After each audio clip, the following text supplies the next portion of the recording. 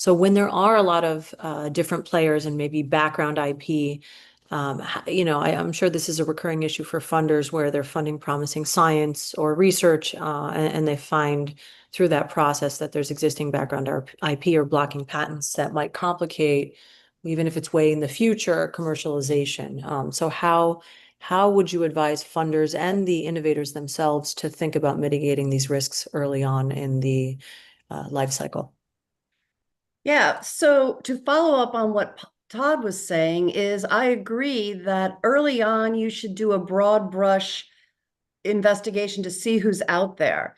But frankly, I always have always taken the position that you will eventually uncover more IP. It's just part of the nature of the beast is you'll go along, you'll make decisions on your product, and now suddenly other IP will come into play. And I think the gut response is, oh, we need to mitigate this risk. We need to get a license. But for me, my recommendation has always been, let's wait and let's see if there are other ways we can mitigate it. For example, like Todd was saying, it could take multiple years to get a product on the market. The IP is not going to be an issue until you're actually launched. Well, during those 5, 10 years, the patent holder could actually decide to abandon the case because they're not interested.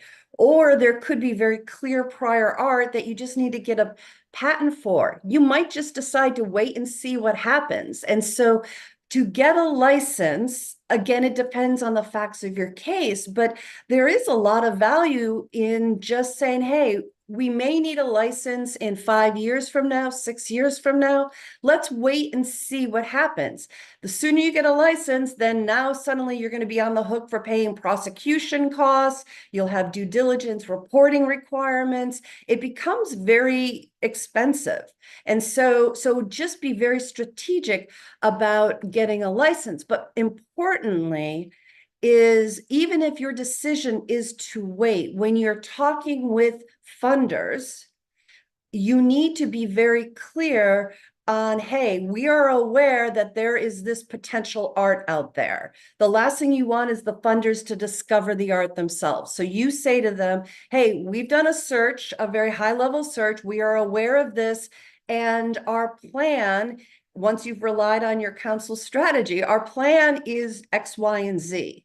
We are going to watch this portfolio and check in every year. And if we get to the point where we have positive phase 2 data or positive phase 1 data, let's say that's when we will approach them, or we're going to oppose the patents. The thing is there are many different options to mitigate IP that you will undoubtedly discover while you develop. And that's okay, and that's expected. But at least if they've articulated a plan, I know no That's awareness of what's out there, then it's that's key, is to be able to communicate that you are aware, you did a reasonable search considering the stage that you're at, and you have a plan for how you're going to deal with it and why that plan is reasonable.